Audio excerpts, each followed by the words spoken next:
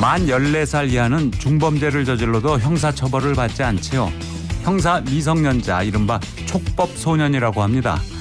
최근에 충남 서산시 의회가 이 촉법소년 기준 연령을 낮추라고 공식 건의하고 나섰습니다. 청소년들의 집단 폭행, 성폭력에 보복범죄까지 발생하면서 사회적 공분이 크게 일어난 결과입니다. 강력범죄를 저지르는 연령이 낮아지는 데다가 범죄의 양상도 갈수록 더 잔혹해지고 있다는 것인데요.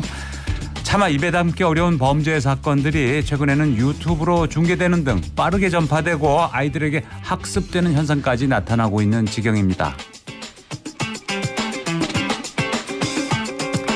형사 미성년자 촉법소년 제도 관련 법규를 정비해야 한다는 목소리가 높습니다.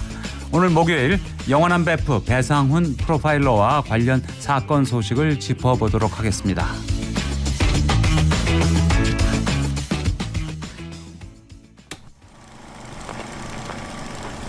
이무진의 에피소드 들으시고요. 살만한 세상 일부 함께합니다. 버릇이 하나 있어, 그건 매일 잠에 들 시간마다 잘 모아둔 기억 조각들 중 잡히는 걸 집은 후 혼자 조용히 꼽고모 이걸 난 공상이란 이름으로 줬어. 고민하다가 아무튼 뭐 오늘은 하필이면 너가 스쳐버려서 우리였을 대로 우리 정말 좋았던 그대로 우리의 에피소드가 찬란하게 막을 연다. 내겨는 너의 집 앞 첫 데이트가 끝난 둘만의 에피소드가 참 예쁜 얘기로 시작. 자작자작 조심스러운 대화 그새 늦은 시간 Goodbye 좋은 뜻일 뿐인 Goodbye Way to have this one 이게 이 스토리에서 막 눈 내리던 그 밤 겨울 향이 배어서 더 눈부신 우리의 에피소드다. 매일이 마지막인 듯이 함께라면 어디든지 사랑이란 걸 끝도 없이 주고받고 나눴어. 그치? 서로만 있은 마음이 시릴 날이 없던 우리 넌 oasis 내겐 마치 근데 있잖아 별 소용없다. 생각만 해도 행복한 순간들은 말야 모른 척해도 결국엔 이건 끝을 봤던 에피소드. 점점 우리의 에피소드가 결말에 가까워져가 굿 엔딩이다. 크레딧은 너와 나 둘만의 에피소드가 참 쓸쓸한 끝을 맞아.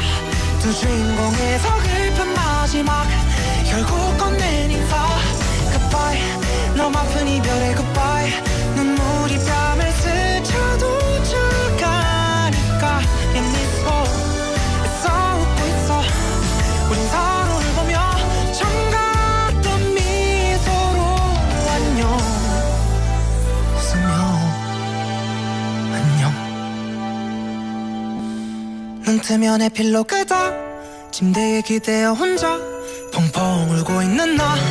이 공상 밖에 난 둘만의 에피소드 1 전혀 다른 모습 난 그날 돌아서지 말았어야 했다. 널 안았어야 했다.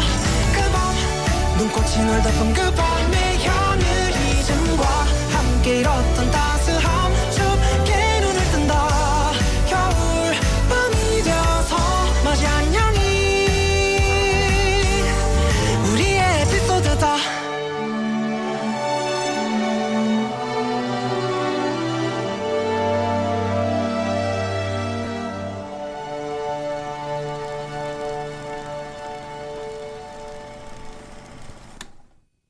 사랑이 날 떠날 때 네가 가라 장암동.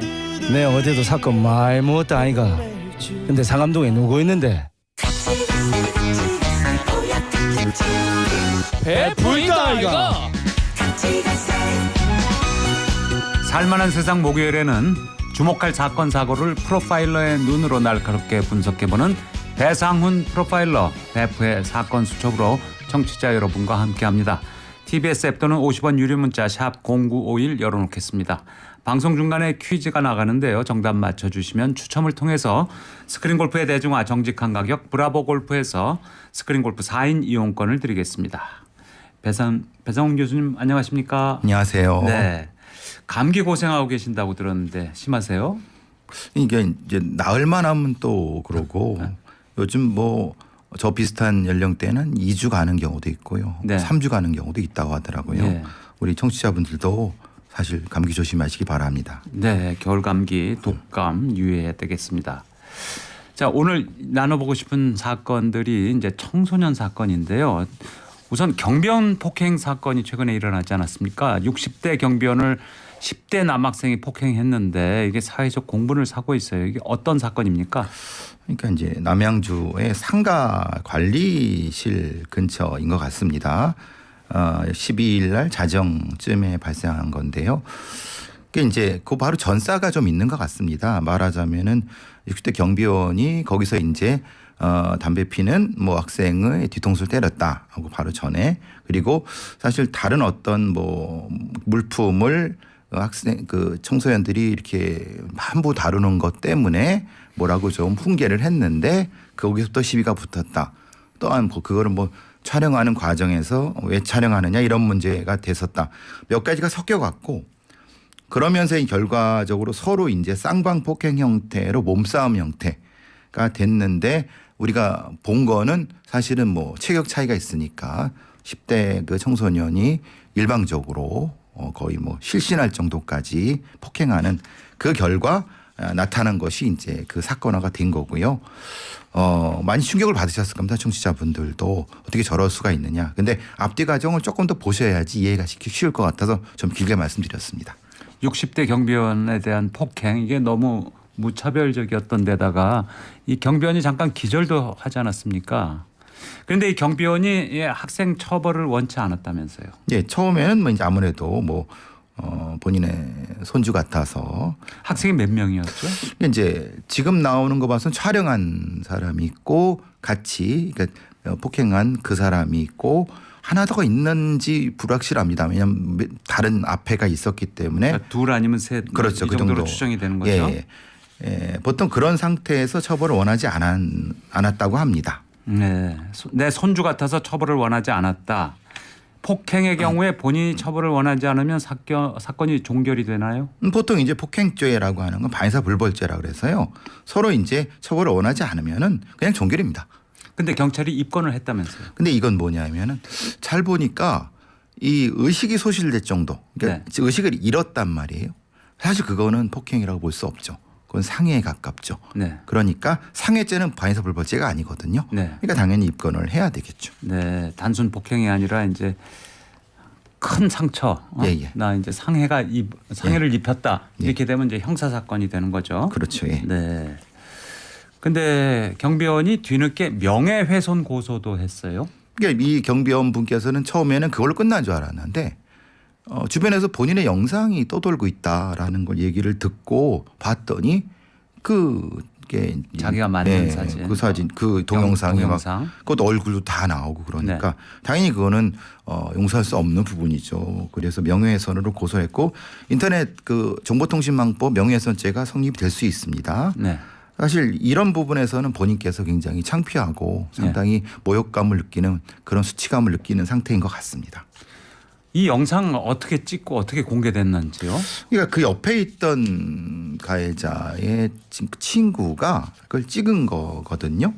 그럼 이게 실제로는 애초에 범죄 자체가 완전히 성격이 바뀌는 겁니다. 네. 뭐냐면은 우연히 뭐 다투고 있는 아니면은 폭행하고 있는 거를 우연히 찍은 게 아니라 네. 작정하고 찍었다고 하면 네. 이거는 범죄 성격 자체가 완전히 달라지는 네. 겁니다. 그래서 물론 그 주변에 있는 그래서 이 부분은 명확히 이 수사가 돼야 될 부분입니다. 네. 그걸 고의적으로 유발을 하기 위해서 그러니까 찍기 위해서 이걸 한 건지 네.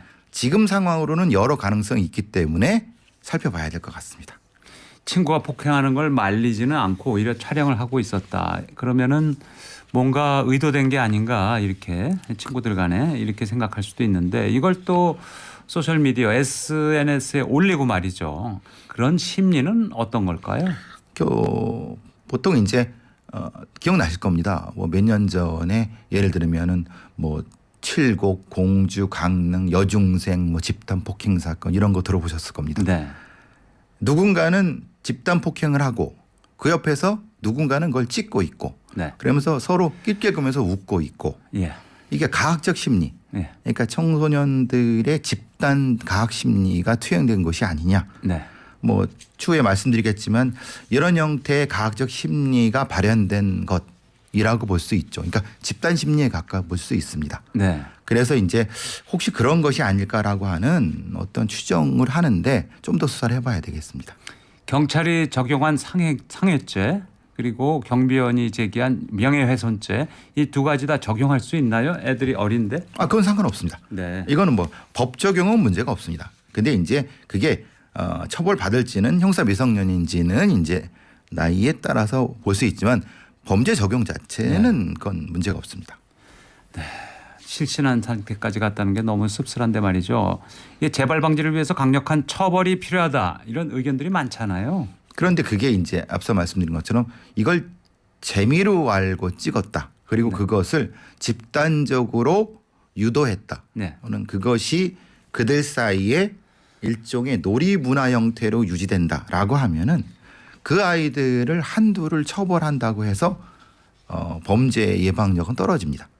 그러니까 그들 모두를 네. 관련된 모두를 다 보호 처분을 하든 아니면 좀 더 다른 처분을 하든 해야 되는 부분이 생기죠. 여기에서 이제 뭐 우리나라의 형사 미성년 나이를 좀 줄이거나 없애거나 이런 논란이 또 생기는 겁니다. 그런데 더 놀라운 일이 생겼습니다. 몇몇 유튜버들이 이 가해자 10대들을 잡아서 훈계하는 영상이 온라인상에서 화제가 됐다고요. 일종의 사적 구제 아니면 또 이게 이제 이걸 뭐라 사이버상의 사적 구제 뭐 이런 네. 형태가 되는데 그런 사이트들이 몇 개 있습니다. 네. 그래서 뭐 어떤 특별한 사람을 갖다가 두들겨 패고 이제 혼내줬다라고 네. 찍어서 후원금 받고 이런 사이트들이 있거든요. 사적 제재를 하는 거죠. 예. 네. 이거는 명백히 법에 저촉이 됩니다. 네.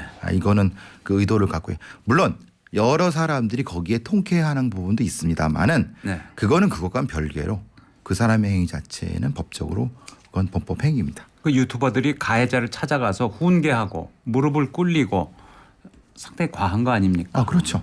그건 사실 우리 사회 공적인 형태의 처벌이라든가 어떤 처분이나 이런 것들이 사실 여러 가지 면에서 우리가 신뢰하지 못하는 부분이 있는 거고 그렇다 하더라도 이런 형태의 사적 제재는 의외치 않은 의도되지 않은 부작용이라든가 네.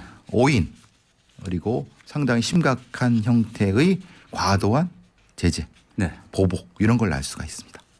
그러니까 이제 무슨 구속을 한다든지 연행을 한다든지 처벌을 한다든지 이런 건 사법권을 가진 네. 사람이나 기관이 하는 거 아니에요. 당연히 일반인들이 할 수 있는 건 고발. 그렇죠. 고발은 할 수 있죠. 고발 그리고 진정, 민원 예, 이런 예. 건 제기할 수 있죠. 하지만 일반인이 처벌을 한다. 이거는 무슨 자기가 무슨 배트맨이 됐거나 뭐 이렇게 생각하는 건데 말이죠. 아니 물론 이제 요즘 이제 뭐 어떤 특정한 뭐 영화도 있고 그런 사적 제재에 대한 영화가 많이 있지 많이 않습니까? 나왔죠. 예. 콘텐츠도 많은데 그건 이제 말 그대로 픽션상의 얘기고 실제로 그게 현실에서 하면은 본인이 분명히 법적인 책임을 지셔야 되는 건 명확합니다. 근데 이렇게 신체적인 위해를 가하는 사적 제재 말고 당사자, 가해자의 신상을 공개하는 콘텐츠 이런 것도 확산되고 있잖아요. 그렇죠. 그런 부분도 있고 물론 요새 조금 다른 건지 몰라도 이제 양육비를 안 줬다고 해서 배드파파를 공개해 갖고 이제 법원에서 이제 유죄 판결이 받은 그런 사례도 있고 그래서 네. 사적인 제재의 정당성 부분에 대해서 여러 가지 논의가 되고 있는 건 맞습니다. 네. 그런데 그렇다 하더라도 그건 분명히 법적인 뭐 문제가 있는 거고 특히 이런 형태는 인터넷상의 정보통신문상의 명예훼손과 관련될 수 있기 때문에 상당히 조심스럽게 접근해야 되는 부분이고 법적으로 문제가 있다는 거 분명히 말씀드립니다. 사적 제재를 일어나지 않도록 하거나 그거를 처벌하는 법과 규정은 충분히 있습니까? 아무래도 그런 부분은 있죠. 어느 정도까지는. 근데 이제 아무래도 그건 사회적인 형태의 공적인 제재의 처벌의 충분함 네. 정도와 연결이 되겠죠. 예. 여기서 기다리시는 분들도 많고 할 것 같아서 퀴즈 드리고 가겠습니다.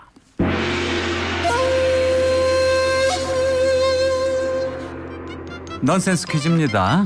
오늘도 동물이 주인공인데요.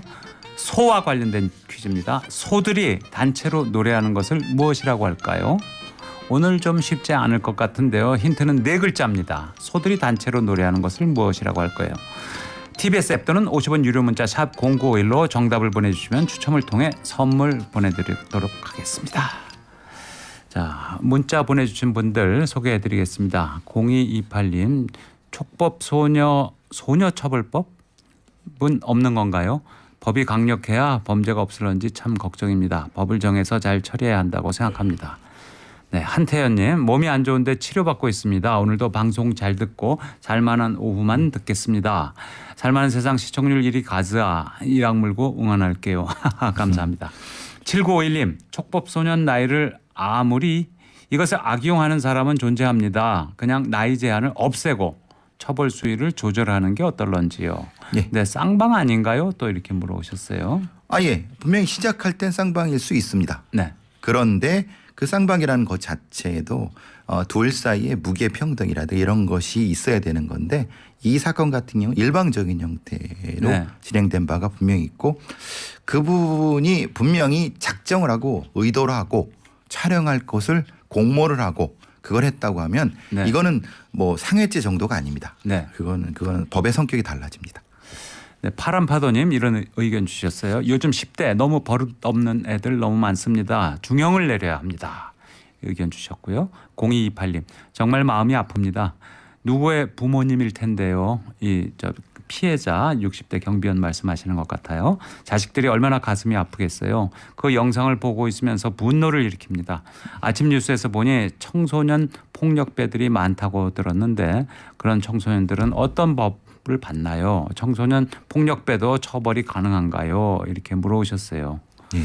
글쎄, 앞서 말씀드린 것처럼 미국의 적지 않은 주들은 나이 제한이 없습니다. 아, 네, 아예 없군요. 아예 없습니다. 네.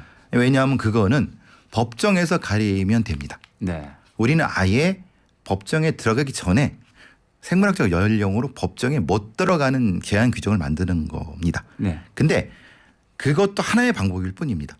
그러니까 만 14세에는 아예 법정에 안 세우는 그렇죠. 거죠. 안 세우는 거죠. 근데 심할 경우에 이제 소년 예. 범으로 취급하는 거죠. 하는 건데 네. 그래도 그렇게 되지만은 애초에 모든 인간은 다 법정에 서야 됩니다. 네. 그게 일반적인 예외로서 우리는 소년법 규정을 가지고 있는 겁니다. 네. 그러니까 일반적으로 모든 나이하고 상관없이 죄를 저지르면 법정에 서는 형태가 사실 그게 더 일반적입니다. 예. 그래서 8살짜리가 살인을 했다. 외국의 몇몇 주는 처벌합니다. 네. 똑같이 처벌합니다. 예. 폭력해도 처벌합니다. 다만 그들한테 사전에 어떤 무슨 사정이 있는지를 성인한테 물어보지만 이들한테 그러니까 안 물어보지만 이들한테 물어봐서 성향 파악을 해갖고 예. 경감해 주는 경우는 있습니다. 예. 그러니까 저희도 그런 방향으로 가야 된다고 하는 전문가들이 적지 않습니다. 네. 그러니까 생물학적인 14세는 사실은 70몇 년 전에 정해진 거죠. 예.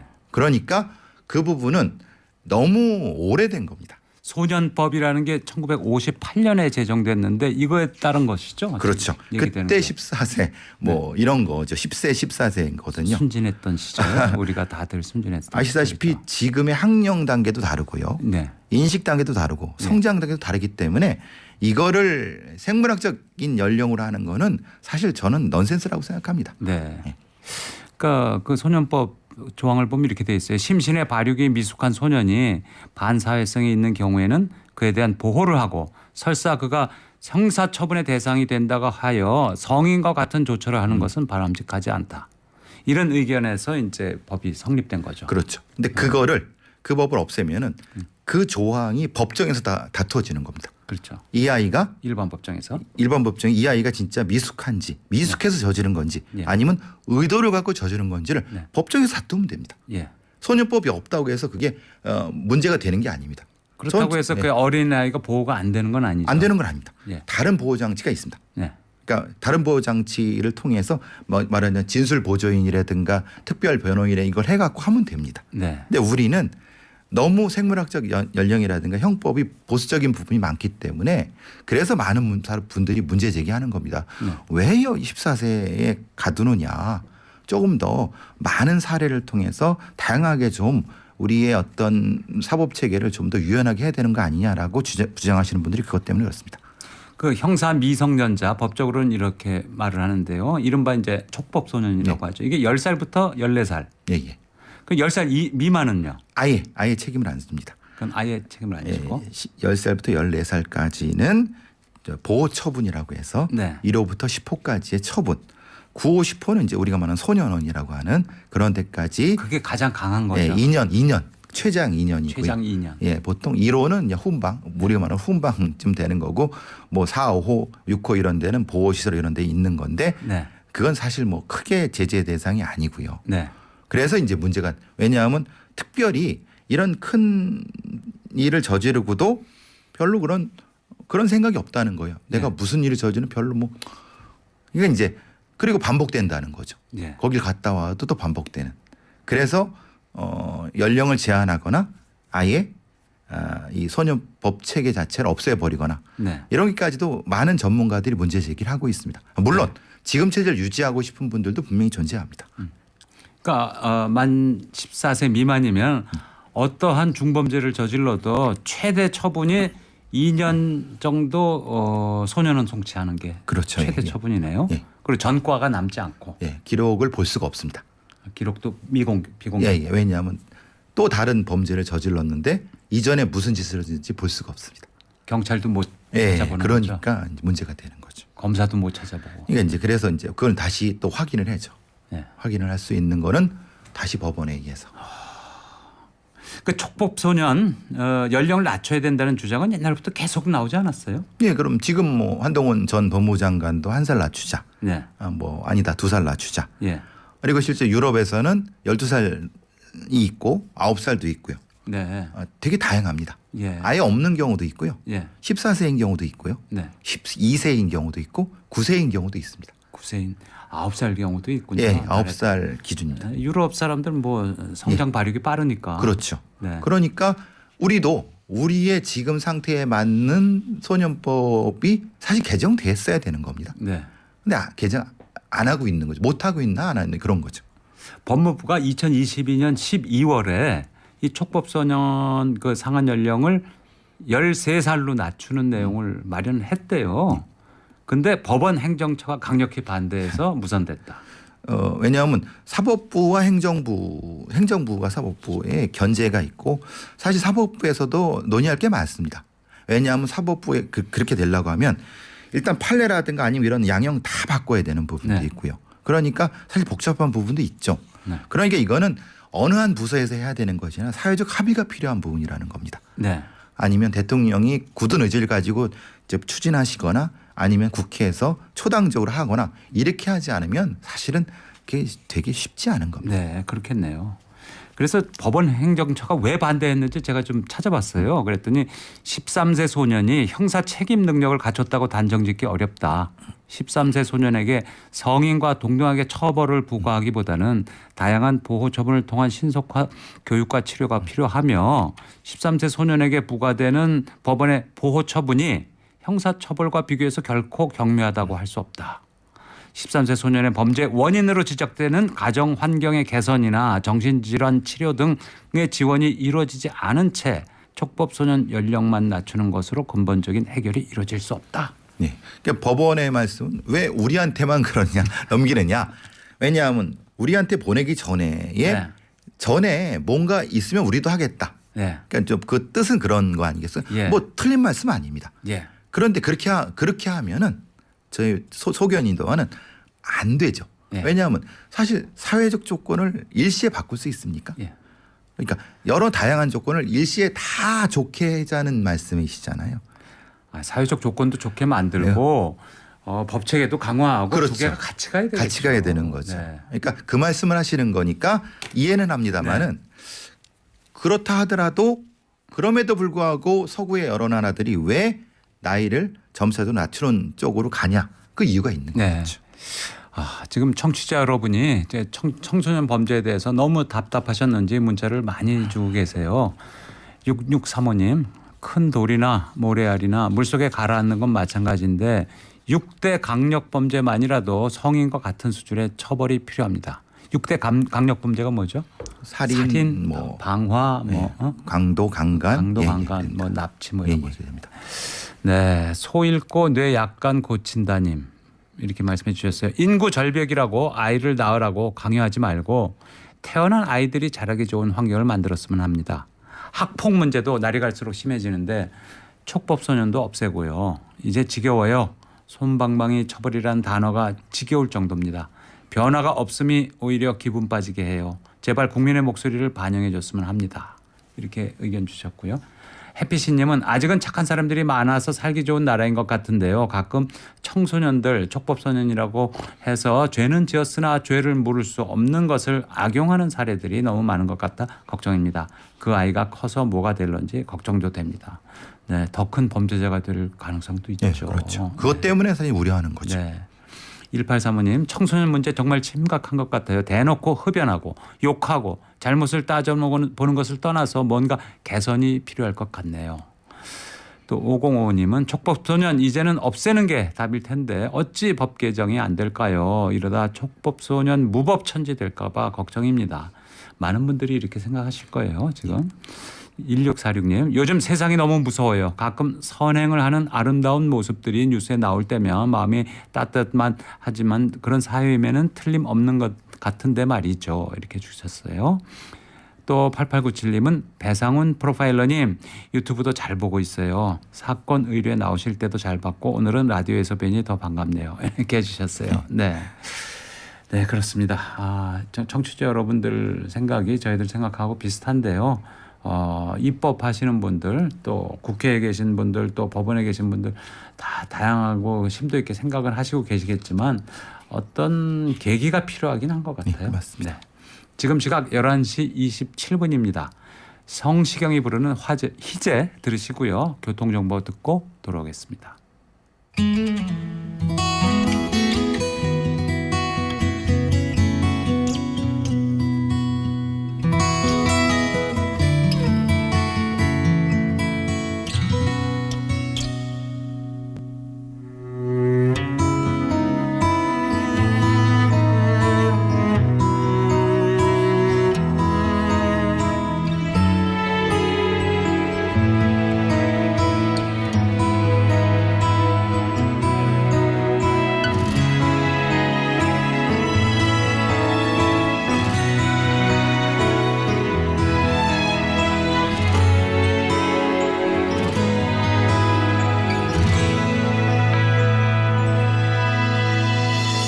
햇살은 우릴 위해 내리고 바람도 서로를 감싸게 했죠. 우리 웃음 속에 계절은 얼굴도 같죠. 바람에 흔들리는 머릿결 내게 불어오는 그대 향기 예쁜 두 눈도 웃음소리도 모두가 내 것이었죠. 이런 사랑 이런 행복 쉽다 했었죠. 이런 웃음 이런 축복 내게 쉽게 올 리 없죠. 눈물조차 흐름조차 덮지 못한 날 정말로 울면 내가 그댈 보내준 것 같아서 그대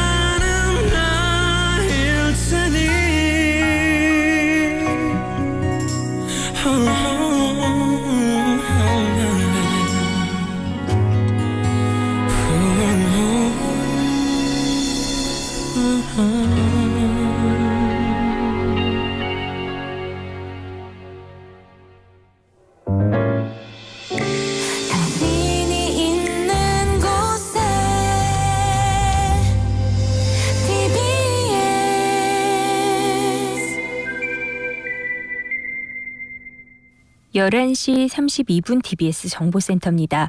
중부 내륙고속도로 창원 방면으로 북충주 진출로의 사고 소식입니다. 잘 살피고 이동하시기 바라고요. 수도권 제1순환고속도로 판교에서 구리 쪽으로 판교 분기점 부근 1차로에는 고장차가 세워져 있고요. 이 고장차 여파로 1km 정도 정체입니다. 이후로는 송파에서 광암터널 사이가 정체고요. 구리에서 판교 방면 남양주 부근 고장차가 세워져 있고 이 구간 통행량도 많기 때문에 남양주부터 상일까지 밀립니다. 서울 시내 올림픽대로 공항 방면으로 잠실대교에서 동호대교 사이 시속 20-30km 정도고요. 강변북로는 일산 쪽으로 한남동 주변만 속도 줄어 있습니다. 반대 구리 쪽으로는 방화대교에서 월드컵대교까지 또 서강대교에서 반포대교 사이가 정체고요. 서부간선 지하도로 일찍 방면으로 지하도로 진입부 2차로에는 오진입 차량이 세워져 있으니까 잘 살피고 이동하시기 바랍니다. TBS 정보센터였습니다.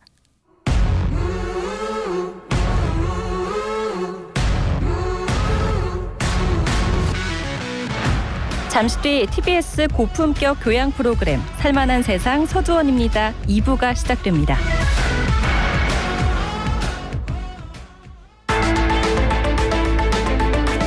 살만한 세상 목요일에는 배상훈 프로파일러가 한 주의 주요 사건 사고를 콕콕 집어드리는 배프의 사건 수첩으로 함께합니다. 오늘 퀴즈 드렸죠. 소들이 단체로 노래하는 것을 무엇이라고 할까요? 힌트는 4글자입니다. TBS 앱 또는 50원 유료 문자 샵 0951로 정답을 보내주시면 추첨을 통해서 선물 보내드립니다. 교수님, 청소년 범죄가 점점 대담해지고 있는데요. 이번 사건은요. 새벽 시간에 아파트 지하 주차장에서 소화기 분말을 뿌리는 등 소동을 일으킨 중학생들 경찰이 수사에 나섰죠. 예, 13일 날 벌어진 일인데 인천 남동에서 벌어진 일 같습니다. 경찰이 이제 관련된 4명을 수사 중이라고 발표를 했고요. 이제 이 좀 독특합니다. 뭐 독특하시라고 보시면 한 중학생은 소화기를 핀을 뽑고 쭉 뿌리고 다니고요. 네. 그 또 하나는 그걸 쫓아다니면서 그걸 휴대폰으로 찍고 네. 또 둘은 그걸 쫓아가면서 막 웃으면서 뭐 마치 이제 응원하듯이 낄낄거리면서 하듯이 이런 형태. 그러니까 주차돼 있는 차에다가 막 뿌리고 예, 뭐 예. 흠집도 내고 수십 대가 피해를 봤죠. 왜냐하면 소화기 분말이 다 뒤집어 쓰였으니까 재물손괴 혐의는 분명히 있는 건데요. 철이 없다고 봐야 될까요? 일탈로 봐야 될까요? 이런 행동 어떻게 보십니까? 그러니까 개인이 혼자 아니면 하나 둘이 이렇게 그냥 아주 우연히 우발적으로 뭐 이렇게 했다고 하면은 철이 없고 그냥 단순한 일탈로 봐야 되는데 이게 처음이 아니라면서요, 얘들이. 이게 뭐 지금 날려는 3번째라고 하고 네. 물론 이제 그 관련된 아이들 중에 하나가 그 관련된 그 아파트에 사는 주민의 자녀라고 해서 일단 요번까지는 봐주겠다. 다음에 또 그러면 문제 넘긴다고 하는데 네. 사실은 저는 그 부분은 좀 반대입니다. 왜냐하면 이 아이들은 이미 이게 습관화됐기 때문에 네. 한번 봐준다는 게 의미가 없습니다. 이런 범죄를 따로 부르는 용어가 있다고요? 예, 1970년대에 미국의 연방수사국에서는 전국에 있는 좀 우리가 좀 통계적으로 의미 있고 임상적으로 정리해야 될 사건들을 모아갖고 범죄 분류 매뉴얼로 만들었습니다. 이제 여러 그 수사관들 아주 고참 수사관들이 이런 부분들을 모아 만들었는데 이상하게 링이라는 개념을 쓰는 겁니다. 링. RING. 반지입니다. 반지. 우리 반지의 제왕 할 때 반지입니다. 네. 반지의 뜻이 말하자면 그때까지는 옥스퍼드 사전에 대형 사전에 그런 의미는 없었어요. 그냥 맹세라든가 뭐 이런 결의 이런 건 있었어도 그런데 그때쯤에 일단 미성년자 청소년들 사이에서 독특한 일종의 반문화라고 할까요? 일탈 문화라고 하는 이상한 현상들이 나타나고 있는 거를 수사관들이 캐치를 해갖고 이런 걸 보고하기 시작하면서 요거를 이제 정의하는 것이 링이라고 했는데 그 개념은 그 아이들이 썼다기보다는 그냥 우연히 이렇게 어떻게 만들어진 것 같습니다. 그래서 수사관들이 보고하면서 링 범죄, 뭐 링 집단 이렇게 부르는데 비조직적, 비정형적 범죄 집단. 근데 그 목적은 가학적 쾌락. 가학적 쾌락. 우리가 깽이라고 하면은 네. 뭐 대부나 이런 영화에 보시면은 돈이죠, 돈. 돈을 벌려고 하는 짓이죠. 돈에 그 우리가 부당한 방법으로. 야쿠자들도 뭐 충성하고 이런 것들인데 그 아이들은 그런 형태의 충성이라 이런 것이 아니라 일종의 가학적인 쾌락을 추구하는 이런 어떤 특정한 집단입니다. 네. 그러니까 그 분명히 뭔가 우두머리는 있는데 네. 우두머리가 드러나지 않고. 네.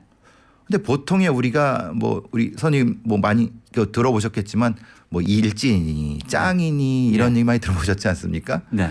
그런 경우는 소위 이제 계층적으로 하층 계급들이 많은데 네. 이 경우는 그게 아니라 중상층으로 구성되어 있는 거예요. 네. 그러니까 집이 좀 살면서도 중산층 또는 상류층. 예. 그러니까 돈 때문에 이런 짓을 저지른 거 아닙니다. 가학적 쾌락을 위해서. 예, 그냥 재미로. 네. 재미로 애들 데려다가 이렇게 패고 그거 사진 찍어서 뭐 자랑하고 요즘 같은 경우는 보면은 동영상 찍어서 네. 낄낄거리고 뭐 저기 재밌다고 웃고 예. 이런 형태의 집단들을 포괄해 갖고 링 범죄 혹은 링 집단 이렇게 규정을 해 왔습니다. 그러니까 요즘 뭐 중고등학교를 보면 뭐 일부는 초등학교까지도 내려가지만 일진이라고 해서 이제 아이들한테 돈 뺏고 네. 폭력을 가하고 이런 집단이 하나 있고 그렇죠. 이렇게 가학적 쾌락을 위해서 괴롭히거나 하는 애들이 따로 있고. 권력을 가진 자들의 예. 자녀들일 가능성이 높습니다. 네. 왜냐하면 그렇지 않으면 그게 성립이 안 되거든요. 예. 얘네들은 이제 돈 뺏으려고 하는 게 아니죠. 돈은 많습니다. 그러니까 돈 뺏는 것도 그냥 재미로 뺏는 겁니다. 예. 그러니까 돈 가져와. 네. 그 돈을 가져오는 방법이 사실 그걸 뺏기는 애들이 괴롭지 않습니까? 네. 눈물 흘리기도 하고 그게 너무 재미있는 겁니다. 예. 그 무슨 뭐 어떤 드라마가 생각나시지 않습니까? 더 글로리. 네, 덕을 맞습니다. 그 더 글로리가 실화를 바탕으로 했다고 그러던데요. 맞습니다. 더글로리가 실화를 바탕으로 했습니다. 뭐 공개할 수 없는 어떤 그 유력자와 관련된 부분인데 그러니까 실제로 굉장히 충격적인 부분인 거죠. 누군지 아시죠? 말씀을 못한다 뿐이지. 예. 네. 근데 이제 권력도 있고 돈도 있습니다. 네. 그러니까 이 아이들은 실제로는 돈 때문에 이렇게 뺏거나 그런 거 아닙니다. 자기 앞에 다른 아이들이 아니면 선생님이나 아니면 어른들이 무릎 꿇고 그 권력을 부리는 것 자체가 너무 재미있는 겁니다. 네. 그래서 그걸 링 집단이라고 하는 겁니다. 그 가학성이 중독화됐다 이렇게 봐야 되겠네요. 맞습니다. 가학성은 중독됩니다. 네. 그리고 많이 들어보셨겠지만 성범죄 그리고 정치적 권력 그거보다 높은 것이 가학성입니다.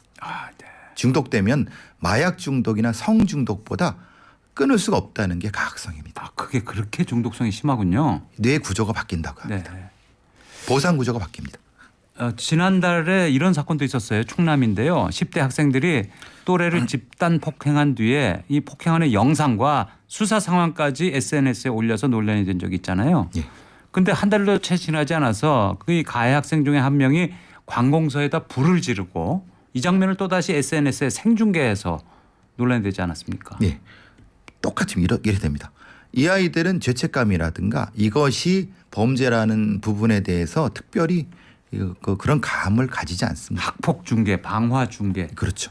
이건 뭐 심한 중독증 지경에 이르는 거죠. 근데 거죠. 더 네. 웃긴 거는 우스운 거는 이런 아이들의 일부지만은 돈이 많고 그러니까 변호사 사갖고 학폭 기록도 무력화시켜 버립니다. 네. 그러니까 더 문제가 되는 거죠. 오히려 우리가 학폭 그 위원회에 변호사가 들어온다는 말씀 들어보셨죠? 네. 거기 들어와서 이 아이나 이 아이들에서 방어권을 행사해 버립니다. 네. 그 학폭이 아주 우스워지는 거죠. 네. 그럼 그걸 보는 이 아이들이 뭘 느끼겠습니까? 세상 별거 아니다. 돈과 권력이면 다 된다 생각하니까 세상이 너무 우스워지는 겁니다. 네. 그러니까 경찰서에 이 관공서에 방어하는 거나 불 지르고 그 생중계하고 그래도 어차피 자기 부모나 자기 그러니까 다 뭐 처리해 주겠지라고 생각해 버리니까 실제로 그렇게 처리해 주고 예. 이런 존재들입니다. 그 충남에서 있었던 일인데 이건 또 천안의 초등학생 집단 폭행 사건 이건 더 공분을 불러일으켰는데 말이죠. 작년 9월에 있었던 사건인데 이게 온라인에서 다 또다시 화제가 되고 있더라고요. 이게 반복됩니다. 왜냐하면은 실제로 이제 이런 형태의 집단 폭행 사건들은 말 그대로 어떤 이유가 있어 그런 게 아닙니다. 순전히 재미로 그리고 그 가학성 때문에 반복되는 거고 그게 온라인에 올려갖고 조회수가 얼마나 있는가를 서로 비교하고 이렇게 되는. 초등학교 5학년이 남학생 3명, 여학생 2명. 예, 이런 경우는 보통 혼성이 많습니다. 네. 그래서 성범죄라고 하기도 어렵습니다. 네. 이건 권력범죄입니다. 그러니까 성을 이용을 합니다. 왜냐하면 이 아이의 그 소위 말하는 수괴들이 시킵니다. 네. 누구를 데려다 강간해라. 그리고 그거 찍고 그거 보고 낄낄거리는 그런 형태입니다. 그러니까 성범죄가 아닌 성범죄를 시키는 가학범죄라고 생각하시면 됩니다. 이게 11살, 2살, 8살, 9살짜리들이 가해자일 수 있다는 게 그게 충격적인 겁니다. 5학년짜리들이 예, 예. 이제 6학년 올라가는 애들인데 12살 이렇게 되죠. 예. 예. 근데 얘네들은 학폭위에서 제대로 이제 처분을 받았죠. 예. 근데 물론 이제 학폭 결과 뭐 남학생들은 8호 처분, 여학생은 3호 처분 이렇게 되는데요. 실제로는 이거는 별로 의미가 없습니다. 8호 처분이면 강제 전학이죠. 예. 3호 처분은 사회봉사 10시간과 보호자 동반 교육 6시간. 그게 무슨 의미가 있겠습니까, 이 아이들한테. 그렇죠. 예.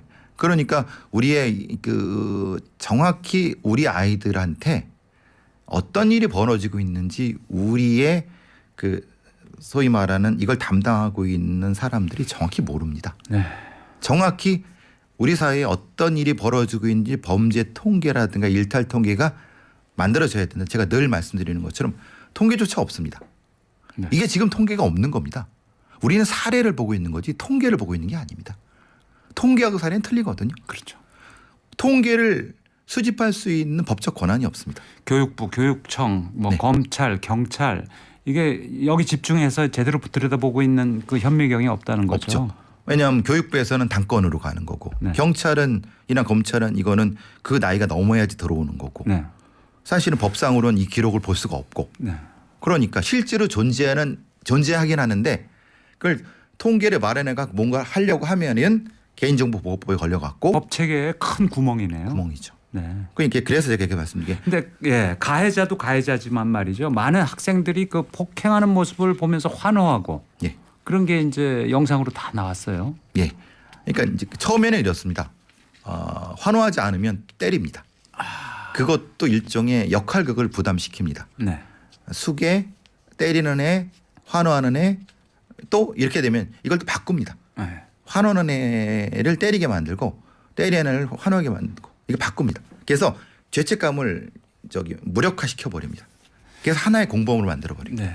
이 천안 초등학교 그 집단 폭행 피해 학생의 아버지가 말이죠. 예. 학폭위원회 결과를 온라인에 공유하면서 이런 일이 되풀이되지 않았으면 좋겠다는 바람을 전했는데 말이죠. 그리고 가해자가 만일 보복을 한다면 그게 실명과 주소와 모든 가족 관계나 이런 거 공개하겠다. 내가 그 공개하면 처벌받잖아요. 그렇죠. 처벌을 감수하고 내가 공개하겠다. 그렇게 얘기했어요. 그러니까 사실 학폭위 자체도 무력화됐고 소년법 자체의 피해자 보호 조항이 사실 의미가 없는 겁니다. 네. 너무 무력합니다. 예. 그러니까 아주 지능적인 가해자들이 아주 소수일 거지만은 네. 그들이 이런 판을 흐트러뜨리는 거에 대한 사회적인 방어력이 너무 없습니다. 네. 제가 너무 안 좋은 사례만 들어서 그런다고 생각하시지만 천만의 말씀입니다. 서울 주변에 링 집단이 파악하고 있는 것만 10몇 개 됩니다. 경기도를 포함해 갖고 그러니까 실제로 존재하는 위협입니다. 존재하는데 안 보려고 배 교수님이 파악하고 있는 게 그 정도면 실제는 뭐 더 네. 많겠네요. 이게 우리 어른들은 굳이 안 보려고 하는 겁니다. 네. 왜 굳이 안 보려고 할까요?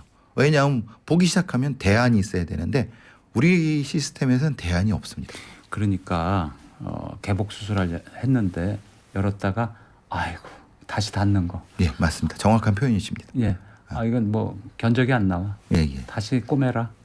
그러니까 일단은 정확한 거는 왜 미국에서 7, 80년대에 이런 형태 미성년의 범죄에 대한 통계를 굳이 내려고 했는가에 대한 그들의 그 사회적 합의가 왜 이런지 우리가 좀 알아야 되는 거고요. 네.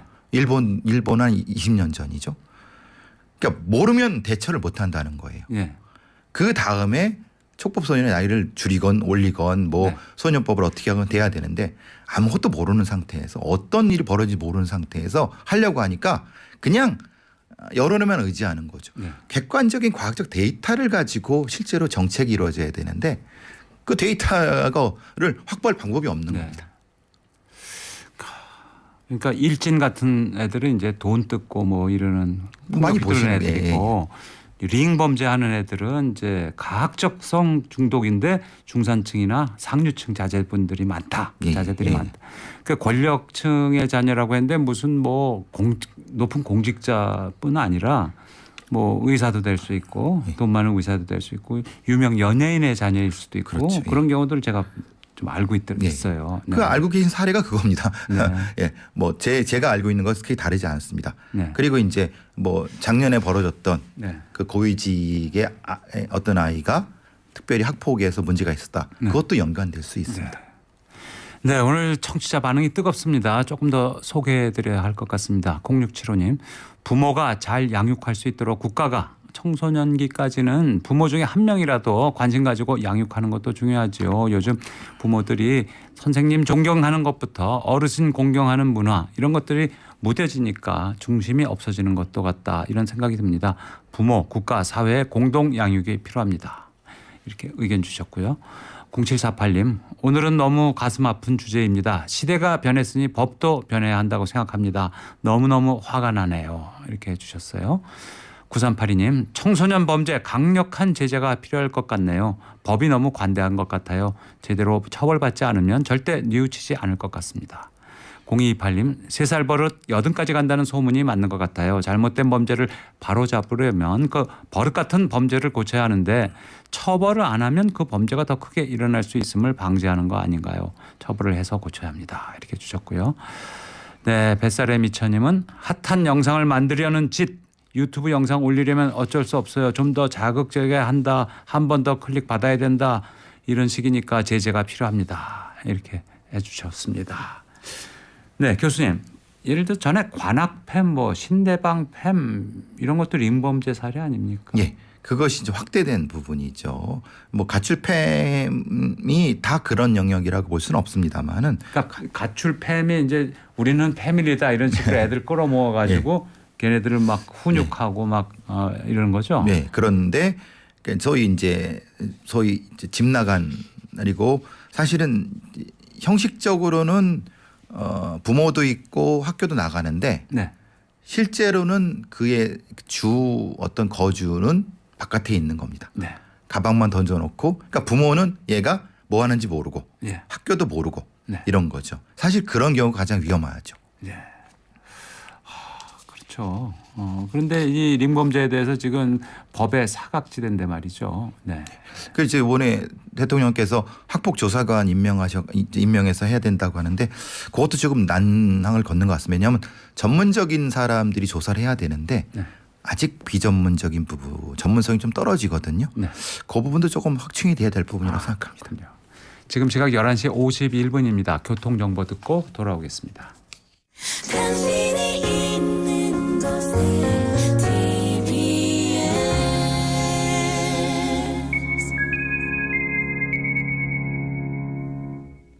교통정보입니다. 지금 서울 도심으로 정체는 많이 풀린 상태입니다. 일부 구간으로 군데군데 짧게 정체 남아있는 곳들이 있습니다. 강변북로 구리 쪽으로는 원효대교에서 동작대교 사이 정체되고 있고요. 동작대교 벗어나면서 정체 없이 원활하게 소통되고 있습니다. 일산 쪽으로는 한남대교 일대로만 서행 흐름 이어지고 있고 이 구간 제외한 나머지 구간으론 차량 소통 잘 되고 있습니다.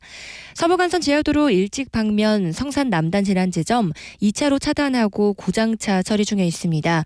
주변 일대 차량 소통은 잘 되고 있지만 돌발 상황에 대비해 전방 주시 철저히 해주시기 바랍니다. 분당 수서로 청담대교 쪽으로는 복정에서 탄천 1교 구간이 정체고요. 반대 성남 쪽으로는 청담대교 북단에서 남단 가는 길 답답합니다. 서울 시내도로 정보였습니다. 네. 교수님, 이제 촉법 소년들 만 14세 미만의 범죄들 이런 것들 여러 가지 소개해 주셨는데 정말 끔찍하고 말이죠. 교수님은 어떤 의견이십니까? 낮춰야 된다고 보십니까? 소년법 자체를 없애야 된다고 보십니까?